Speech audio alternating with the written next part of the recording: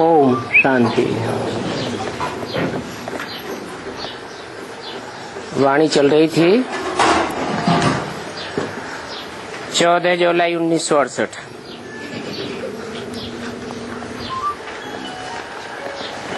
बात चल रही थी सजा न खाने वाले 8 श्रेष्ठ दानों में आना है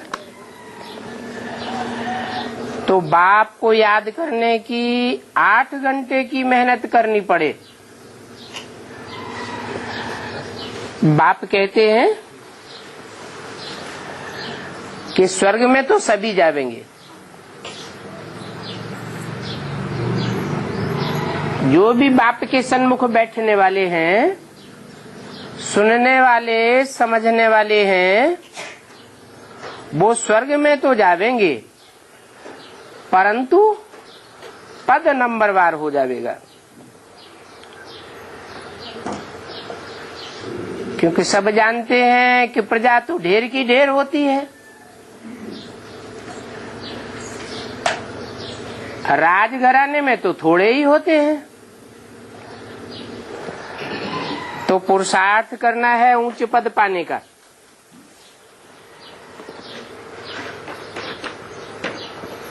अभी जो पुरुषार्थ करेंगे वो जन्म जन्मांतर का, कल्प कल्पांतर का बन जाएगा।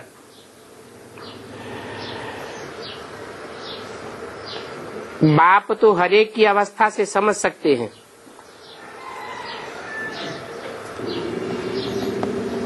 कि यह इतना चढ़ नहीं सकेंगे,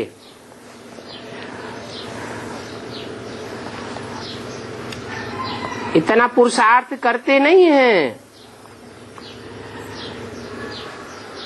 और बाबा ये भी जानते हैं कि बहुत बच्चे बहुत अच्छी सर्विस करते हैं और अपना अनुभव भी बहुत अच्छा सुनाते हैं।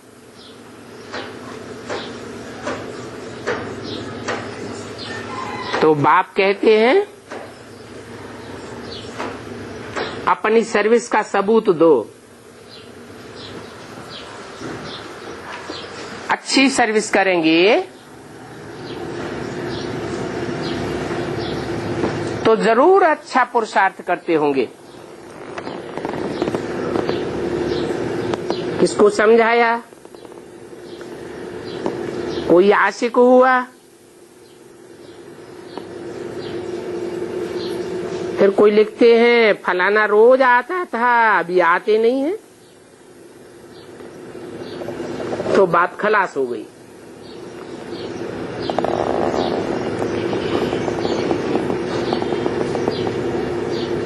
टीचर्स की अवस्था पर स्टूडेंट का दारो मदार होता है।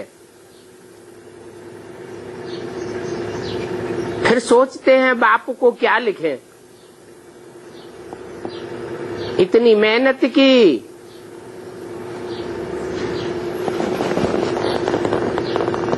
बाप के सामने भी लाया, फिर बैठ गए। बाप को समाचार भी युक्त युक्त सच्चा देना चाहिए। महिमा तो लिखें, फिर नहीं आता है तो क्या लिखें? बाबा को शक पड़ेगा। कोई ऐसी संशय की बात सामने आ गई है जो टूट पड़ा है। समाचार से यह बाबा और शिव बाबा भी जान जाते हैं। कौन कौन से 2 बाबा बताए? यह बाबा कौन है? ब्रह्मा बाबा। और शिव बाबा? शिव बाबा कौन? बिंदी बाबा। वो तो बाबा है ही नहीं, वो क्या है? बिंदी बिंदी आत्माओं का बाप है सिर्फ, उसका कोई दूसरा संबंध बनता ही नहीं। हम सब आपस में भाई भाई। और वो ज्योति बिंदु आत्मा सुप्रीम सोल हमारा बाप। जब साकार तन में आते हैं तो बाबा कहा जाता है। उसमें भी छोटा बाबा और बड़ा बाबा। छोटा बाबा पहले होगा या बड़ा बाबा पहले होगा? है? पहले तो जरूर बड़ा बाबा और बाद में छोटा बाबा। तो शिव बाबा भी जानते हैं और ब्रह्मा भी जानते हैं ये बच्चा बहुत अच्छा सर्विस करते हैं। जैसे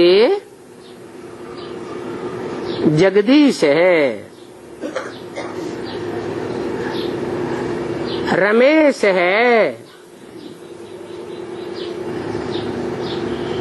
चिरंजीवी लाल है,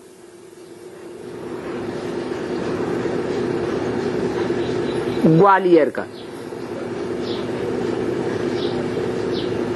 बहुत अच्छी सर्विस करते हैं। किनका? तीन का नाम बताया है। एक तो जगदीश, किसका ईश? सारे जगत का ईश।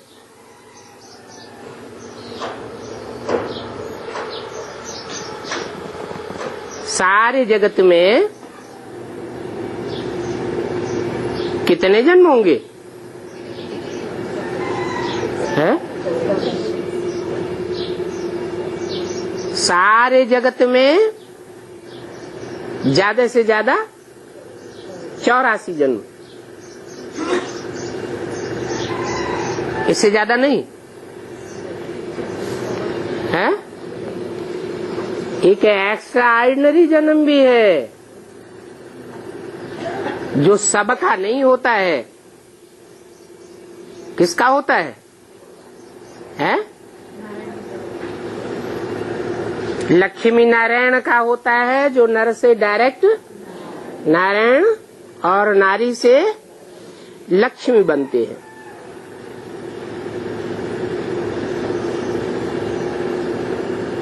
तो उनको चिरंजीवी कहेंगे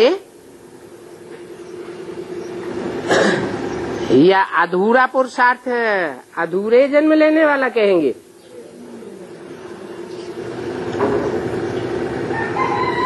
और चिरंजीवी का लाल, लाल माने बेटा। तो चिरंजीवी कौन हुए? है? चिरंजीवी कहेंगे आदि भी और उनका अंत भी,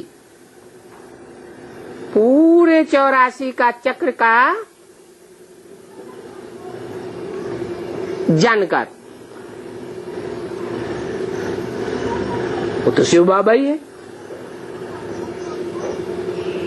शिव बाबा जिस तन में प्रवेश करते हैं वो जगदीश है। रमा अर्थात पार्वती का ईश है, रमेश है। फिर चिरंजीवी लाल कौन है? चिरंजीवी माने क्या?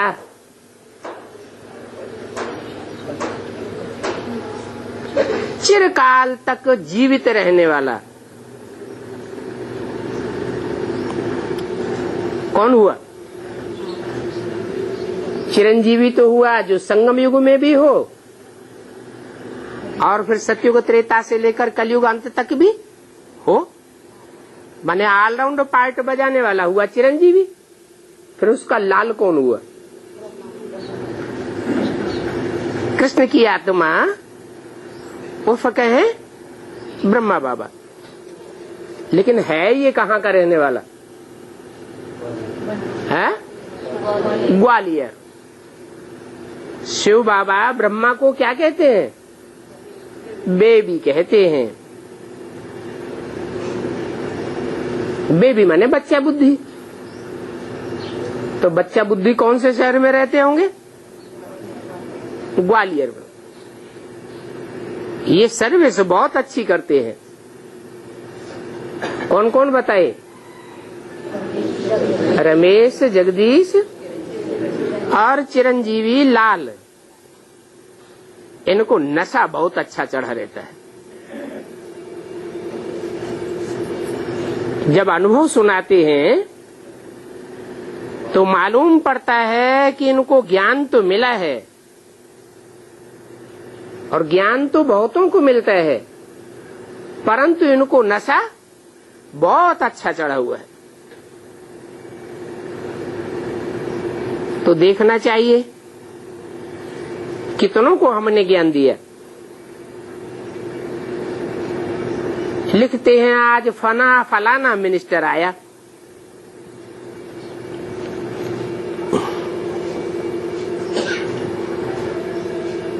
बहुत अच्छा समझा।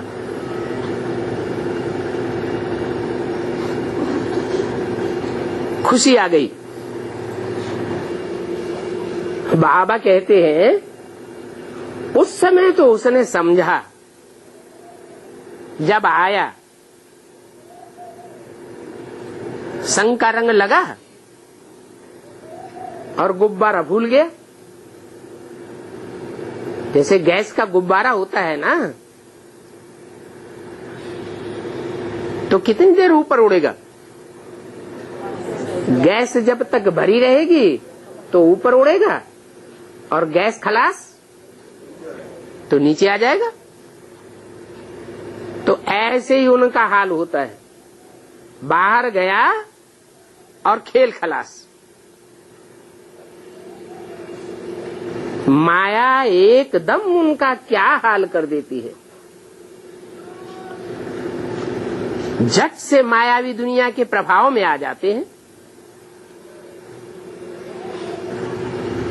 जो माया के प्रभाव में झट से आ जाएं, मायावी दुनिया वालों से प्रभावित हो जाएं, उनको फिर राजा क्वालिटी का कहेंगे। राजा किसी से प्रभावित होता है क्या? होता है? राजा तो किसी से प्रभावित नहीं होता। जो प्रभावित होता है उसे क्या कहा जाता है? प्रजा। बाबा को बहुत आकर कहते हैं, बाबा हमने बहुत अच्छी रीति समझ लिया, अभी हम ये काम काज उतार करके फिर इसी काम में लग जाएंगे। क्या शर्त रख दी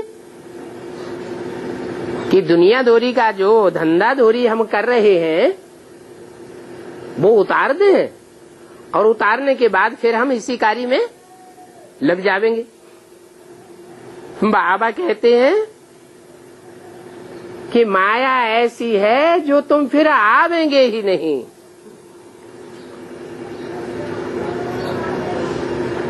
तुमको माया का संग लग जाएगा। माया पूरा ही हप कर लेती है। इसलिए भक्ति मार्ग में भी कहते हैं, काल करे सो आज कर, आज करे सो अब, पल में परलय होते फिर करेगो कब। पक्का निश्चय हो गया कि जन्म जन्मांतर की बाजी सुधारने वाला बाप आया हुआ है, तो तुरंत उसी कार्य में लग जाना चाहिए, देरी नहीं करना चाहिए। नहीं तो फिर वो नशा ही खलास हो जाता है। लिख कर भी देते हैं, बहुत अच्छा ज्ञान है। इस ज्ञान से बहुत उन्नति हो सकती है, परंतु फिर खुद गुम हो जाते हैं। जब खुद ही गुम हो गए तो फिर दूसरे छोटे छोटे कैसे आवेंगे? बड़ों को देख करके छोटों को नशा चढ़ता है। ये बाहर की दुनिया में भी लागू होता है और ब्राह्मणों की दुनिया में भी ये बात लागू होती है। जो अच्छे अच्छे ब्राह्मण बच्चे हैं, अच्छी सर्विस करने वाले हैं, बाबा को बहुत याद करने वाले हैं, अगर उनकी अवस्था डाउन होती है तो फिर छोटों का भी बुरा हाल हो जाता है। बड़ों को देख करके छोटे भी चलते हैं। राजा को देख करके प्रजा भी चलती है। यथा राजा तथा प्रजा हो जाती है। तो खुद ही गुम हो जाते हैं। तो फिर उनका अनुभव जो लिखा हुआ है बल अखबार में भी आ जाए तो भी दूसरों के ऊपर फिर असर नहीं पड़ेगा। खुद जाकर के दूसरों को सुनावे तब आवे। इसलिए टाइम बहुत लग जाता है।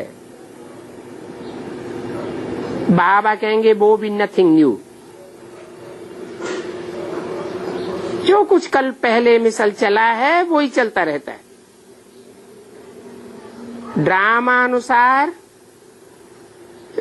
ये ब्राह्मणों का कुल वृद्धि को पाता रहता है। समझा जाता है इतने ढेर बच्चे आते हैं बाप से मिलने के लिए, उनके रहने के लिए मकान आदि भी इतना बड़ा चाहिए। बाप कहते हैं मैं इस रथ पर आता हूं,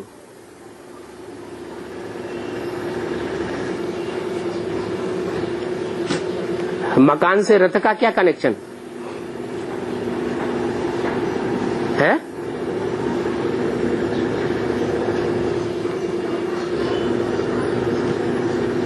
बच्चों के रहने के लिए मकान चाहिए कि रथ के कंधे पर बैठेंगे? हैं? नहीं, रथ के कंधे पर नहीं बैठेंगे, परंतु जो मुकर्रर रथ है उस रथ से जो कनेक्टेड बच्चे हैं उनके रहने के लिए स्थान तो चाहिए ना। मान लो बाप, बेहद का बाप है, विदेश में जाता है,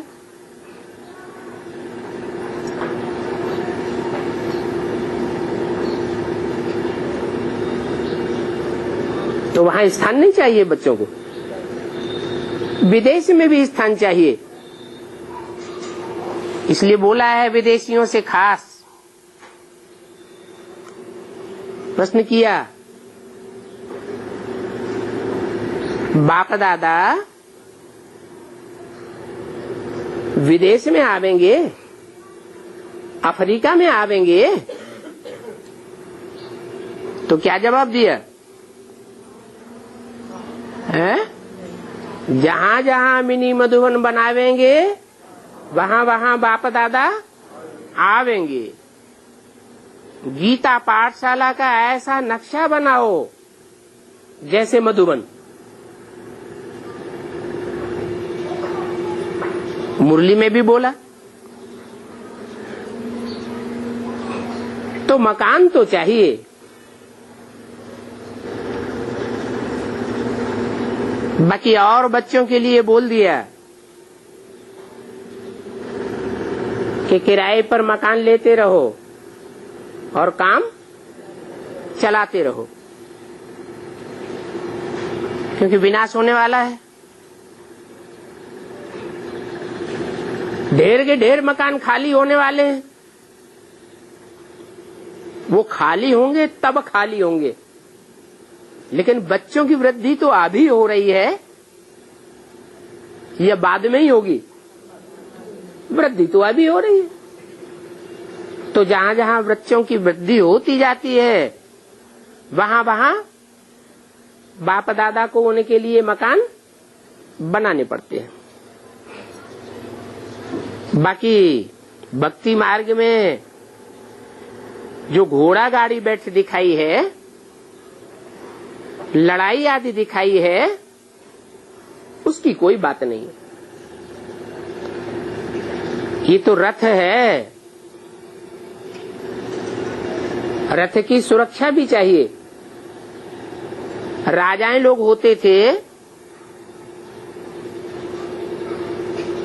तो क्या करते थे? हैं? सुरक्षा के लिए क्या करते थे? बड़े बड़े किले बनाते थे। बनाते थे या नहीं बनाते थे? किले में कौन रहते थे? प्रजा रहती थी क्या? नहीं। बाप के जो बच्चे पढ़ाई पढ़ते हैं, राजयोग की पढ़ाई पढ़ते हैं, तो राजा बनने वाले बच्चे हैं ना, राजघराने में आने वाले बच्चे हैं ना। उन राजघराने वालों की सुरक्षा के लिए भी प्रबंध किया जाता है।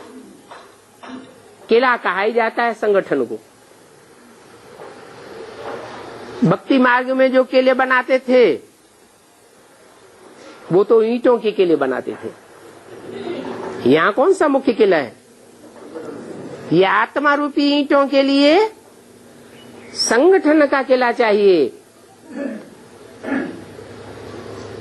जहां इकट्ठे होकर के वाइब्रेशन बना सके। उस वाइब्रेशन में, संगठित वातावरण में कोई की हमले करने की हिम्मत ही न पड़े।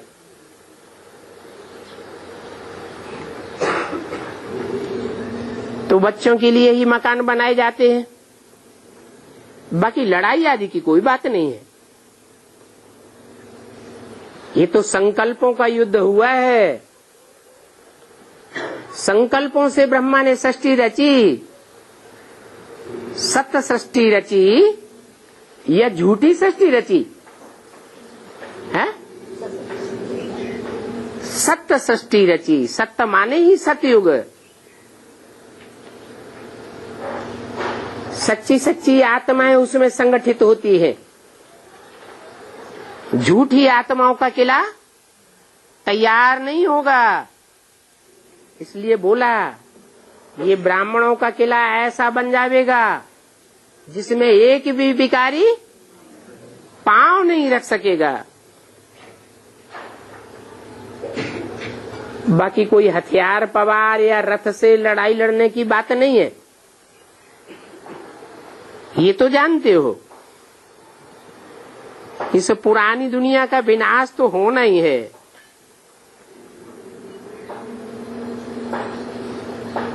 सारी पुरानी दुनिया का विनाश हो जाएगा, फिर तुमको वहां सब कुछ नया मिलेगा। जो फसल आदि होगी वो भी सब नई होगी और तुमको मेहनत कुछ भी नहीं करनी पड़ेगी। फिर कहां से होगी फसल? है कैसे होगी? ये प्रकृति और ये माया, ये दोनों ही तुम्हारी दासी बन जाती है। हर चीज, फल फूल, खान पान, सभी कुछ नया सतो प्रदान हो जाएगा। क्यों? ये तो स्थूल चीजें हैं। ये सतो प्रधान कैसे हो जाएंगी? पहले बच्चों का संकल्पों का बीज सात्विक विचारों वाला बनता है, सतो प्रधान बनता है। सतो प्रधान वायुमंडल बनता है, वाइब्रेशन बनता है। उससे प्रकृति और माया स्वतः ही सुधर जाते हैं। जब 5 तत्वों का संघात, पृथ्वी जल वायु अग्नि आकाश, उनमें भी सात्विकता भर जाती है तो वो हमारा किसी प्रकार से अकल्याण नहीं कर सकते। और माया भी जो अभी हमको अपोजिशन करती है वो सपोजिशन में आ जाएगी, हमारा अपोज नहीं करेगी। क्यों? क्योंकि तुम बच्चे भी नए विचारों वाले हो जाएंगे, तुम्हारे संकल्प भी श्रेष्ठ है, श्रीमत के अनुसार चलेंगे। एक भी संकल्प तुम्हारा श्रीमत के बरखिलाफ नहीं चलेगा। जो गायन है ब्रह्मा के संकल्पों से सृष्टि रची गई, तो क्या एक ही ब्रह्मा था? है? एक ही नई दुनिया खड़ी कर लेता है क्या? नहीं, ये संगठन का कमाल है। आत्मा तमो प्रधान से सतो प्रधान बनती है ना। तमो प्रधान आत्मा होती है, संकल्प कैसे करेगी? तमो प्रधान संकल्प करेगी, इसका नुकसान करो, उसका नुकसान करो, खुदकशी कर लो, अपना नुकसान करो। सतो प्रधान आत्मा कैसे संकल्प करेगी? खुद को भी सुखदायी और दूसरों के लिए भी सुखदायी संकल्प करेगी। सिर्फ संकल्प ही नहीं, दृष्टि भी कैसी होगी? दृष्टि भी सुखदायी होगी, दुखदायी दृष्टि नहीं होगी। बुरे विचारों वाली व्यभिचारी दृष्टि नहीं होगी, दृष्टि भी अव्यभिचारी बन जाएगी। और कर्मेंद्रिया भी शीतल बन जाएंगी, उनमें व्यभिचार नहीं पैदा हो सकता। अब व्यभिचारी इंद्रियां बन जा, सुखदायी इंद्रियां बन जाएंगी, दुखदायी इंद्रियां नहीं रहेंगी।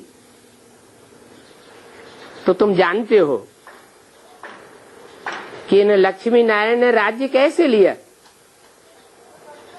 है? कैसे लिया? क्या किया? अपनी मन बुद्धि रूपी आत्मा को सतो प्रधान बनाया। सत्संकल्प, सत्यवाणी, सत्य दृष्टि और सत्य कर्म,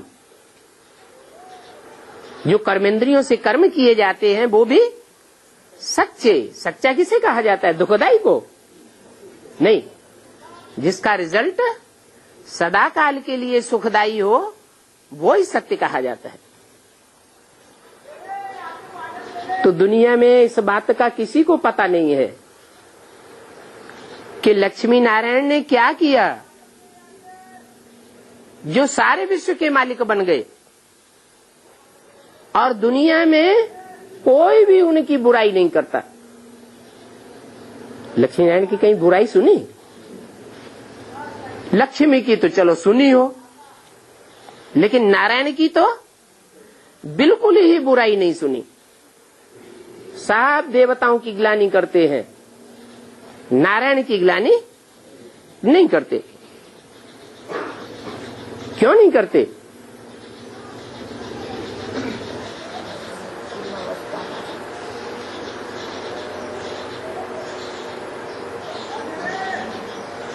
सफेदी है,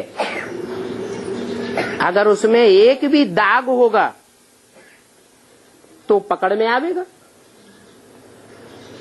और सत्यनारायण तो 16 कला संपूर्ण बन जाते हैं।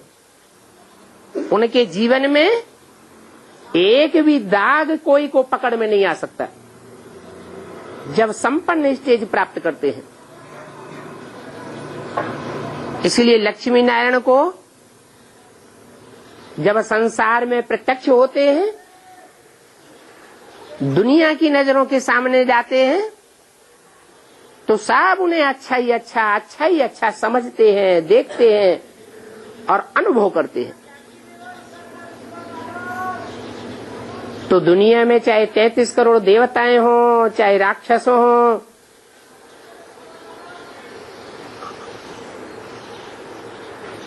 चाहे ब्राह्मण हों,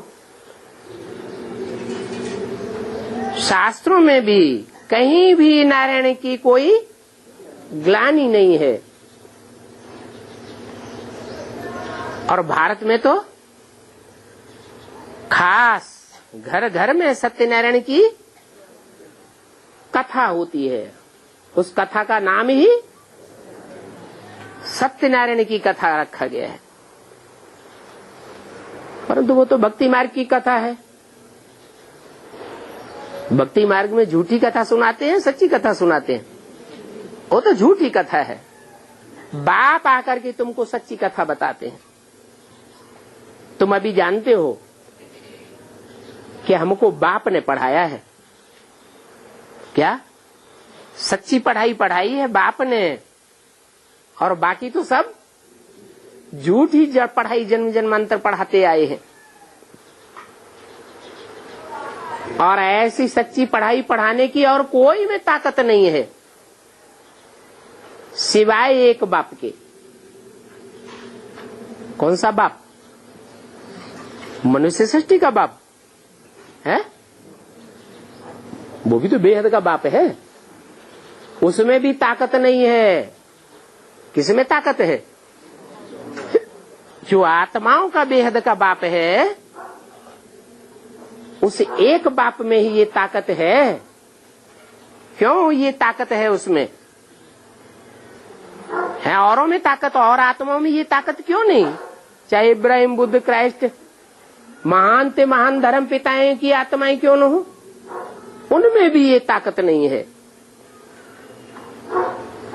ऐसी सच्ची पढ़ाई पढ़ाने की जो सतयुग की स्थापना कर दे। क्यों नहीं है उनमें ये ताकत?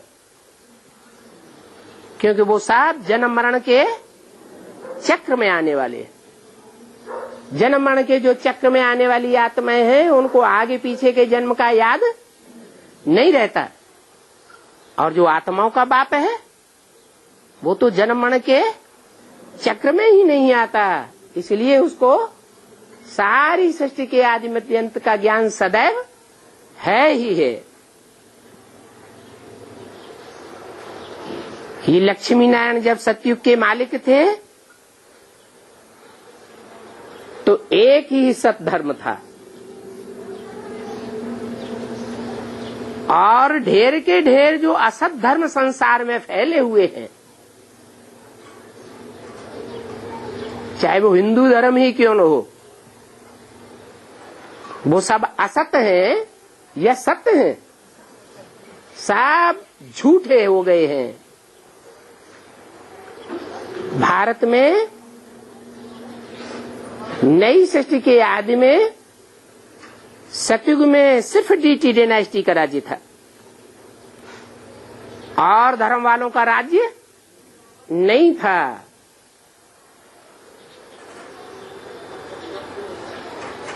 और धर्म वाले अथवा और धर्मों में कन्वर्ट होने वाले सतयुग के आदि में राज्य करते थे, या वो आत्माएं दास दासी बन गई थी? क्या बन गई थी? हैं? अरे सतयुग का जो फर्स्ट नारायण होगा आदि का, और उसको जो बच्चा पैदा होगा तो वो कंट्रोल में चलने वाला होगा या कंट्रोलर होगा? कंट्रोल में चलने वाला होगा। चाहे बड़ा भाई ही क्यों न हो, तो भी बड़ा भाई बाप समान माना जाता है। आज तो ऐसी परंपरा हिंदू धर्म में भी देखने में नहीं आती। इसका रिजल्ट क्या होता है? भाई भाई आपस में लड़ रहे हैं। तो ये बातें सिवाय बाप के और कोई नहीं समझा सकता।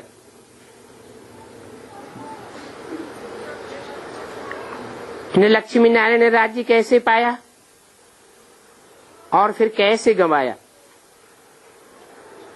ये बात बाप के सिवाय दुनिया में कोई भी नहीं जानता। कैसे पाया है? अरे लक्ष्मी नारायण ने राज्य कैसे पाया? एक कारण तो बताओ पक्का पक्का। कैसे राज्य पाया और फिर कैसे गंवाया? क्या कारण है खास जो उन्होंने राज्य को गंवाया है? पाने राज्य पाया, सारे विश्व के ऊपर राज्य पाया है योगबल से। माने जो 8 दाने होते हैं उनको योगबल नहीं होता क्या? होता है या नहीं होता है? होता है। फिर उन्होंने तो विश्व का राज्य नहीं पाया है?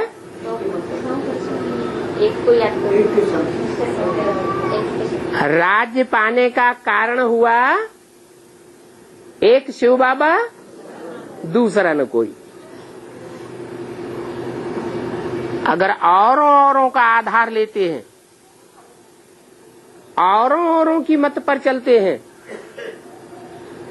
तो राज्य जाता है,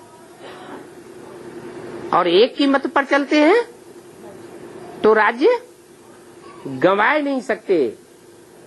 एक को पहचानने की बात है, तुम बतावेंगे तो मनुष्य जरूर वंडर खावेंगे।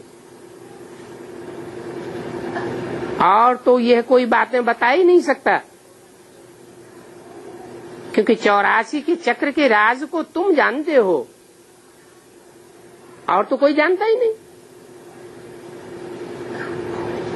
सत्य को कहा जाता है शिवालय, त्रेता को शिवालय नहीं कहा जाता है? अरे त्रेता को शिवालय कहेंगे या नहीं कहेंगे? हैं? कहेंगे। वहां एक राजा का राज्य होता है या राजाएं अनेक होते हैं? हैं? त्रेता में अनेक राजाएं होते हैं और सतयुग में एक राजा होता है। तो सारी प्रजा की दृष्टि एक के ऊपर लगी होगी या अनेकों के ऊपर लगी होगी? एक के ऊपर लगी होती है। जैसे शिव के मंदिर होते हैं, जो भी पुराने शिव के मंदिर हैं, चारों ओर देवी देवताओं की मूर्तियां रखी हुई हैं और सबकी नजर किसके ऊपर लगी हुई है? एक शिव बाबा के ऊपर लगी हुई है। तो यादगार दिखाई गई है, सतयुग की यादगार है कि वहां सारी दुनिया में एक ही राजा होता है।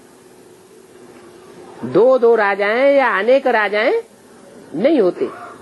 सतयुग में होता है एक राजा, उसे कहते हैं महाराजा, और त्रेता में होते हैं अनेक राजाएं। उन अनेक राजाओं में कोई एक होता है जो राम अथवा राम के टाइटल वाला होता है। बाकी ऐसे नहीं है कि त्रेता में सिर्फ राम का ही राज्य होता है और राजाएं नहीं होते, होते हैं। द्वापर में भी इसी तरह महाराजाएं होते हैं, परंतु वहां एक महाराजा नहीं होता, अनेक महाराजाएं होते हैं जो महाराजा और सम्राट का टाइटल धर बैठते हैं। कलयुग में अनेक राजाएं होते हैं। तो ये 84 के चक्र का राज तुम्हारी बुद्धि में है। अभी तुम समझ गए हो कि सतयुग को शिवालय क्यों कहते हैं। वो पवित्र दुनिया है, पवित्र वाइब्रेशन है। एक का वाइब्रेशन सारी प्रजा के ऊपर छाया रहता है। और कलयुग को कहा जाता है वैश्यालय। वैश्यालय में और शिवालय में क्या अंतर होता है? कुछ अंतर होता है या नहीं? कोई अंतर नहीं। क्या?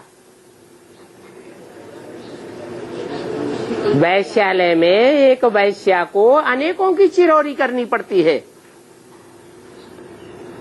और शिवालय में सिर्फ एक की मान्यता होती है। अभी ये सारी दुनिया वैश्यालय बन गई। बाप तो कहते हैं घर घर में वैश्यालय है, अपवित्र दुनिया है। ये बात भी अगर कोई नहीं समझते हैं तो उनको कहेंगे जंगली जानवर। क्या, कौन सी बात है? एक है साधे सब सद है, और सब साधे सब जाए। एक की आराधना अगर करें तो सारी प्राप्ति हो सकती है, और अनेकों की अगर पूजा करते रहेंगे तो बजाय प्राप्ति के गंवाते रहेंगे। इसलिए बाबा ने पर्चे निकलवाए थे। उन पर्चों में प्रश्न डाले थे, सतयुग के रहवासी हो या कलयुग के रहवासी हो, शिवालय के रहवासी हो या वैश्यालय के रहवासी हो, स्वर्गवासी हो या नरकवासी हो, अपने दिल से पूछो, फिर पर्चों पे जवाब लिखो। कहाँ के वासी हो? तो इस पर विचार करने वालों को शर्म आवेगा। अरे, हमने तो इस बात पर विचार किया ही नहीं। अभी जानते हो कि नरकवासी तो सब हैं। अभी इस दुनिया में कोई भी स्वर्गवासी नहीं है। बड़े बड़े साहूकार भल कहते हैं कि हमारे लिए तो इसी दुनिया में स्वर्ग है, परंतु जब सर के ऊपर डंडा बजता है, मान लो भूकंप आ गया, तो ये कहेंगे कि हम स्वर्गवासी हैं? है? नहीं कहेंगे। मान लो कोई बीमारी आ गई, साहूकार होगा तो लाखों करोड़ों रुपया खर्च करेगा, लेकिन खर्च करने के बावजूद भी मौत आएगी या नहीं आएगी? आएगी। तो कोई भी नहीं कह सकता कि हम सदा काल के स्वर्गवासी हैं। नरकवासी तो सभी हैं। अभी तुम बच्चे कहाँ के वासी हो? हा? कहाँ के वासी हो? स्वर्गवासी हो। सदैव स्वस्थिति में रहते हो। हैं? अगर सदैव स्वस्थिति में रहते हैं तो स्वर्गवासी कहेंगे, परंतु ऐसा तो अभी होता नहीं। तो कहाँ के वासी हो? हैं? नरकवासी हो। वैश्यालय में रहते हो। हैं? तुम्हारा एक बाप नहीं आया हुआ है? आया हुआ है। तो कहाँ के वासी हो? संगम युग वासी हो, क्योंकि बाप सिर्फ संगम में ही आते हैं। भूल गए? तुम जानते हो अभी हम न नरकवासी हैं, क्योंकि हम नरकी बनाई हुई दुनिया में अब नहीं रहते हैं। नर माने मनुष्यों ने जो ये दुनिया बनाई है, नारकीय दुनिया, वैश्यालय की दुनिया, उस दुनिया में हमारी बुद्धि अब नहीं रहती है। यह मजा आता है, है? उस दुनिया में मजा आता है, उस धंधे धोरी में मजा आता है? आता है? नहीं आता है। बच्चों से पूछो, वो दुनियावी जो पढ़ाई है, उस पढ़ाई में मजा आता है? बच्चे भी कहेंगे। जो ब्राह्मणों के बच्चे हैं वो भी क्या कहेंगे? हैं? वो भी कहेंगे हमको उस पढ़ाई में अब मजा नहीं आता है। और बाप की पढ़ाई में मजा आता है। तो तुम जानते हो हम अब स्वर्गवास वो नरकवासी भी नहीं है। हम नरक की दुनिया में भी हमारी बुद्धि टिकती नहीं है, और हम अभी स्वर्गवासी भी नहीं है। हाँ, अभी हम स्वर्ग में जा रहे हैं, पुरुषार्थ कर रहे हैं स्वर्ग में जाने का। तो तुम बच्चों को क्या करना चाहिए? स्वर्ग में जाने के लिए क्या करना चाहिए? क्या पुरुषार्थ करना चाहिए? है? तुमको संग भी ऐसा चाहिए। कैसा है? ऐसा संग चाहिए जो तुम स्वर्गवासी बनो। कैसा संग चाहिए? है? ऐसों का ही संग करना चाहिए जो सदैव स्वस्थिति में रहने का पुरुषार्थ करने वाले हो। बाहर की दुनिया में जाएंगे तो बाहर की दुनिया वाले तो जानते ही नहीं है क्या कि स्वस्थिति क्या होती है। ब्राह्मणों की दुनिया में भी एक जैसे पुरुषार्थी नहीं है, परंतु अभी हमको ज्ञान मिला हुआ है। क्या ज्ञान मिला है? कम से कम बाप की पहचान तो मिली हुई है ना। तो ध्यान देना चाहिए कि हम बाप के घर में बैठे हैं या दुनिया में हमारी बुद्धि रहती है? अगर दुनिया में बुद्धि रहती है तो संग का रंग भी खराब लगेगा। अगर मन बुद्धि से मधुवन में रहते हैं तो बुद्धि श्रेष्ठ बनेगी, वाइब्रेशन अच्छा बनेगा और बाप की घड़ी घड़ी याद भी आवेगी। तो तुम बच्चों को संग भी ऐसा करना चाहिए। गायन भी है, संग तारे कुसंग बोरे। ऐसे बहुत हैं जो औरों को भी बचाते रहते हैं, फिर बचाते बचाते आत्मिक स्थिति पर ध्यान नहीं देते, खुद डूब जाते हैं और दूसरे बच जाते हैं। भक्ति मार्ग की दुब्बन ऐसी है जो अच्छों को डुबो देती है। दूसरों को निकालते निकालते खुद नाम रूप में डूब जाते हैं। नाम रूप में डूबे तो ऐसी बीमारी लगती है जो गटर में फंस पड़ते हैं। इसलिए बाबा सब बच्चों को खबरदार करते हैं। किस बात में?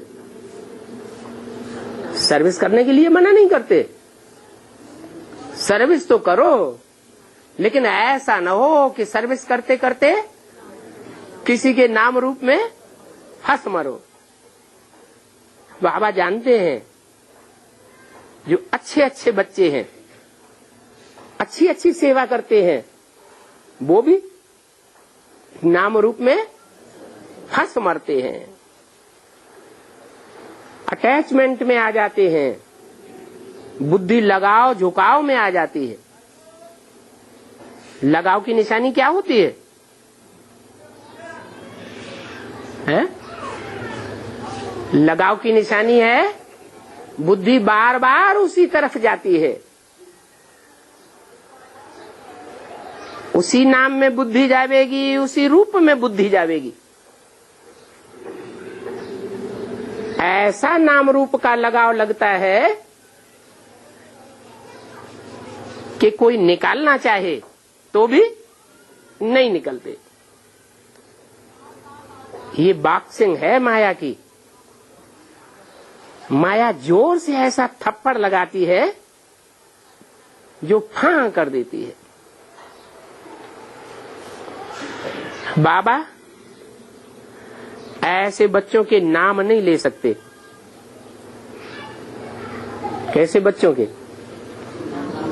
जो सर्विस तो करते हैं बहुत, लेकिन नाम रूप में फंसे हुए हैं, फिर बहुत पछतावेंगे कि हमने ये क्या किया, इतनी मेहनत की और फिर 5 मार से नीचे गिर पड़े। फिर बहुत महसूस करते हैं, फिर लिखते हैं बाबा अब हम कहाँ जावे? है न उस दुनिया के रहे और न इस दुनिया के रहे, हम कहाँ जावे? हे बाबा, अब हमारे ऊपर रहम करो। अब बाबा जानते हैं इनको और तो कोई जगह है नहीं, क्योंकि माया तो बड़ी जबरदस्त है, एकदम चूहरा मेहतर भंगी बना देती है। इस दुनिया में है ही मेहतरों का राज्य। क्या अभी जो गवर्नमेंट है, राज्य है या राजाएं हैं, वो किसको तरजीह दे रहे हैं? हैं? ब्राह्मणों को तरजीह दे रहे हैं, बढ़ावा दे रहे हैं, या शूद्रों को बढ़ावा दे रहे हैं? बंगियों की गवर्नमेंट है तो वो तो बंगियों को ही बढ़ावा देंगे। इसलिए बाप कहते हैं, अमृत छोड़ विख क्यों खाते हो?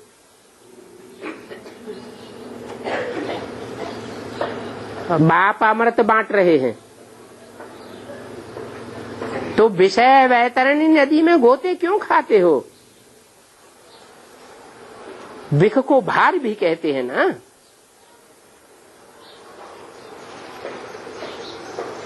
ये भार की दुनिया खत्म हो जाएगी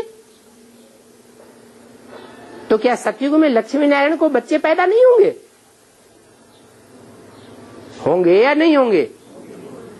बहुत ऐसे समझे बैठे हैं कि ये विषय बेकार नहीं होंगे तो दुनिया कैसे चलेगी?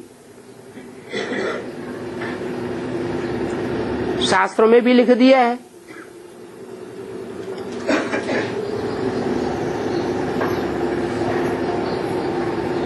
कि ऐसा तो कोई टाइम होता ही नहीं जहां काम विकार न हो। शास्त्रों में लिखा भी है, पांडव स्वर्ग में गए तो साथ में कौन गया? कामी कुत्ता भी गया। परंतु उनकी बुद्धि में ये नहीं आता है कि शास्त्रों में ये भी तो लिखा है कि कामदेव भस्म हुआ तो उसके अंग भस्म हुए, एक एक अंग भस्म हो गए, फिर उसका नाम रखा गया अनंग। क्या मतलब? सतयुग में कामना नहीं होगी ऐसे नहीं कह सकते, लेकिन सात्विक कामना होगी, दुख देने की कामना नहीं होगी। तो सतयुग में भी बच्चे पैदा होते हैं, परंतु वहां इंद्रियां श्रेष्ठाचारी होती हैं, व्यभिचारी और भ्रष्टाचारी इंद्रियां नहीं होती हैं। नहीं तो दुनिया फिर आगे कैसे बढ़ेगी? दुनिया की जनसंख्या बढ़ेगी कैसे?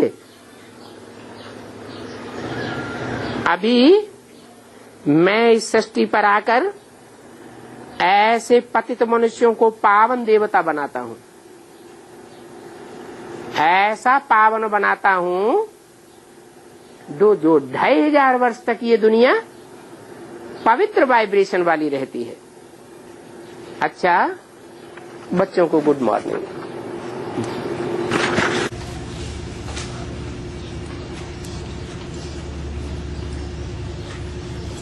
अठारह जुलाई 1968।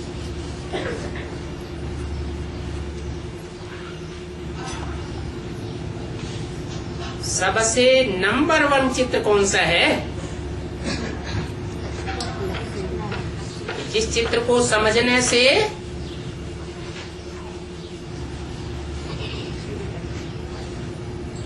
क्या हो जाता है? ब्रह्मा भी 1 सेकंड में ब्रह्मा सो विष्णु बन जाता है। कोई बताएगा? है? अरे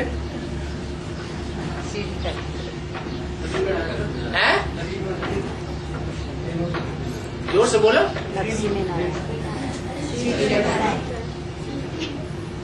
गीता का भगवान,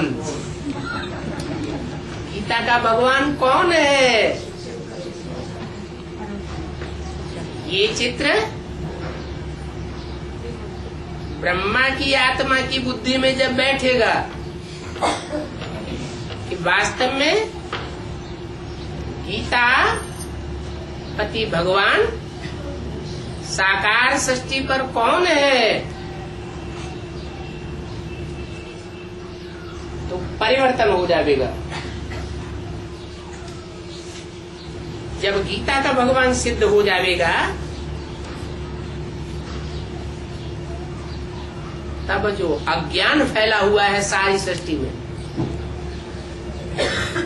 सब धर्मों में मनुष्य मात्र में अज्ञान फैला हुआ है, वो अज्ञान मिट जाएगा। कौन सा अज्ञान फैला हुआ है? नहीं, सर्वव्यापी का अज्ञान फैला हुआ है। लोग क्या समझते हैं? भगवान सर्वव्यापी है, परंतु सर्वव्यापी नहीं है। भगवान तो एक व्यापी है। एक व्यापी बनकर के ही मुकर्रर रथ में इस सृष्टि पर आता है।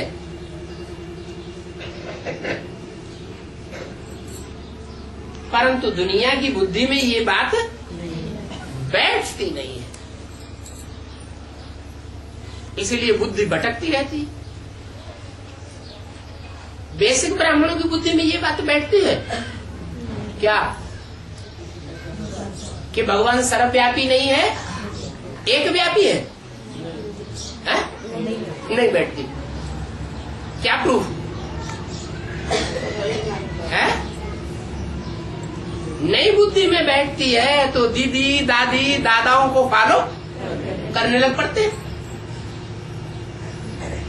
अगर बुद्धि में ये पक्का बैठ जाए कि भगवान सर्वव्यापी नहीं है, एक व्यापी है, संगम युग में अनेक व्यापी नहीं है, तो क्या करेंगे? एक को ही फॉलो करेंगे, एक के ही डायरेक्शन को मानेंगे। तो बेसिक वालों की तो बात ही छोड़ो, उनकी बुद्धि में तो बैठने की बात ही नहीं, क्योंकि वो तो है ही बच्चा बुद्धि। परंतु जो एडवांस में चलने वाले हैं वो अपने दिल से पूछें कि जब से एडवांस ज्ञान में आए हैं तब से लेकर अब तक सर्वव्यापी का ज्ञान बीच बीच में आता तो नहीं रहता है? नहीं आता रहता है। अनिश्चय बुद्धि कभी नहीं बनते हैं? एक के ऊपर पक्का 100% निश्चय रहता है या थोड़ा थोड़ा हिलता है? अच्छा, आगे हिलेगा, माया हिलावेगी या नहीं हिलावेगी? है? आगे नहीं हिलावेगी, नहीं।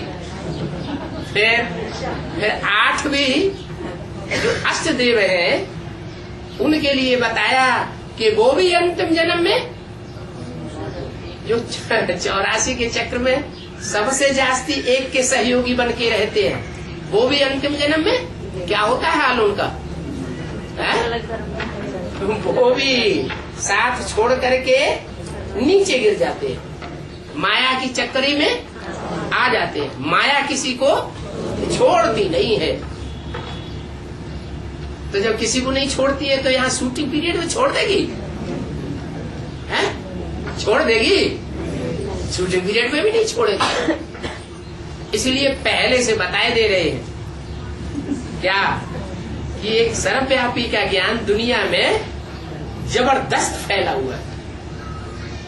बाहर की दुनिया वालों की बुद्धि में तो फैला ही हुआ है, लेकिन बेसिक वालों की बुद्धि में भी फैल गया। उनसे पूछा जाए, भले दुनिया को समझाते हैं, क्या समझाते हैं? भगवान सर्वव्यापी नहीं है। फिर उनसे पूछा एक व्यापी कहाँ है, सो बताओ। तो बताएंगे? बताएंगे? नहीं बताएंगे। इसका मतलब उनकी बुद्धि में भी है ही नहीं। अगर कोई उनको बैठ करके समझावे तो कान बंद करने भाग जावे। तो बेसिक वालों की बुद्धि में भी वो सर्वव्यापी का ज्ञान अच्छी तरह बैठा हुआ है,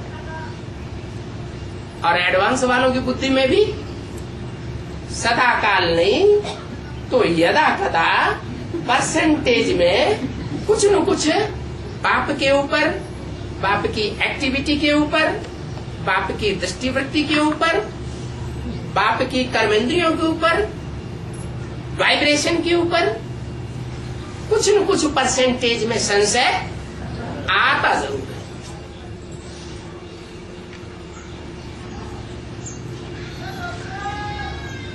एक टाइम ऐसा आना जरूर है जो पहले पहले नंबर में जो बेबी बुद्धि बच्चा है, जिसको शिव बाप बहुत प्यार करते हैं, वो कौन सा बच्चा है? ब्रह्मा।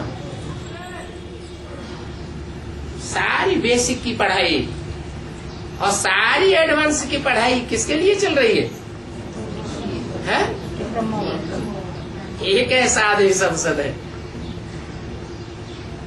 एक का सुधार तो सारी दुनिया का सुधार, एक का परिवर्तन तो सारे भारत का परिवर्तन हो जाता है। वो एक जिस तन में पार्ट बजाता है, कौन सा पार्ट बजाता है? माता का पार्ट बजाता है या बाप का पार्ट बजाता है? माता का पार्ट बजाता है। वो एक व्यक्तित्व, एक पर्सनालिटी जब सुधर जाएगी, उसकी बुद्धि में जब बैठ जाएगा कि गीता का भगवान कृष्ण नहीं है, कृष्ण की आत्मा नहीं है, गीता का भगवान एक शिव बाबा है। शिव बाप नहीं, कौन? शिव बाबा है, जिसको शिव शंकर भोलेनाथ कहा जाता है, जिस शिव का नाम सिर्फ एक नाम के साथ जोड़ा जाता है, जिसको देवदेव महादेव कहा जाता है, वही गीता का भगवान है।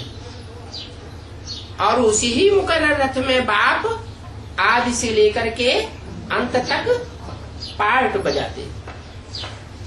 तब नंबरवार सब बच्चों की बुद्धि में ये बात 500-700 करोड़ की भी बुद्धि में बैठ जाएगी। क्या? कि भगवान सर्वव्यापी नहीं है, एक व्यापी। इस सर्वव्यापी का ज्ञान ही उड़ जाएगा। है तो भारत की ही भूल जो सभी जगह फैल गई। बाबा भी भारत में आते हैं और कृष्ण भी भारत में ही आते हैं, सीढ़ी भी भारत की ही है, तो भारत की ही भूल बाहर चली गई है। गीता का भगवान सिद्ध करने से सर्वव्यापी का ज्ञान उड़ जाएगा। इसलिए बाबा का इस बात पर बहुत जोर है। ये भूल भी ड्रामा अनुसार है और फिर भी होगी। अगर ऐसा होता कि हम ये कह नहीं सकते क्या कि भगवान सर्वव्यापी है, भले हम कहते नहीं हैं कि भगवान सर्वव्यापी है, परंतु अंदर में समझते हैं, समझ तो सकते हैं कि खुदा न खास्ता यदा कदा कहीं न कहीं ऐसा भाव तो बुद्धि में माया डाल देती है ना कि शायद ये भगवान नहीं है। अगर थोड़े समय के लिए भी माया का अपोजिशन बुद्धि में बैठता है तो सर्वव्यापी का ज्ञान उड़ा तो नहीं, समझाया जाता है।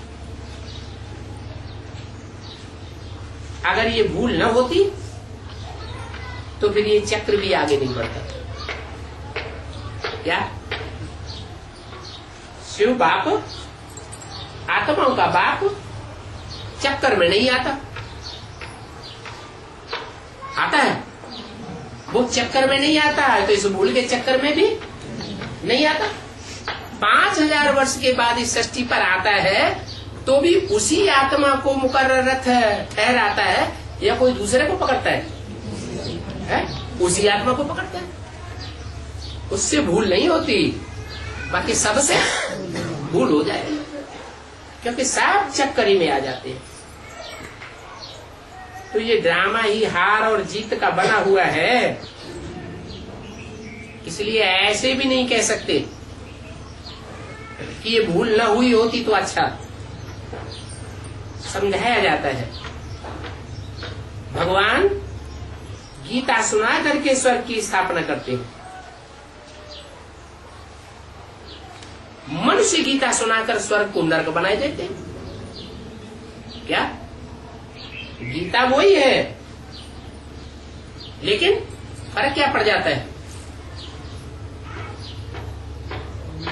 फर्क क्या पड़ जाता है?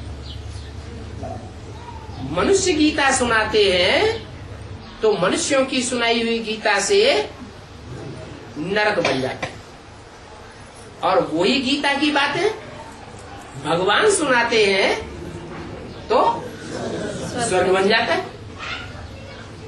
माने क्या बात हुई? राम और रावण में खास अंतर क्या हुआ? राम भी ज्ञानी तू आत्मा और रावण भी ज्ञानी तू आत्मा। इस बात का अंतर पड़ता है? धारणा का अंतर पड़ जाता है। रावण है ज्ञानी, प्रकांड विद्वान है। जैसे ब्रह्मा के हाथों में वेद शास्त्र दिखाए जाते हैं, वैसे रावण के हाथों में भी वेद शास्त्र दिखाए जाते हैं, लेकिन धारणा नहीं है। तो जब तक धारणा बुद्धि में नहीं है पवित्रता की, प्योरिटी की, तब तक सब उल्टा होता रहता है। गीता का ज्ञान भला कोई सुनाता रहे, परंतु अपनी दृष्टि वृत्ति अगर नहीं सुधरी है, वाइब्रेशन नहीं सुधरा है, संकल्प नहीं सुधरे हैं, कर्मेंद्रियां नहीं सुधरी हैं, उन कर्मेंद्रियों के ऊपर कंट्रोल नहीं कर पाया है, तो नरक की दुनिया स्वर्ग नहीं बच सकती। फिर उस गीता को क्या कहेंगे? मनुष्य की गीता या भगवान की गीता? और मनुष्यों की गीता कही जाती है। अच्छा, ओम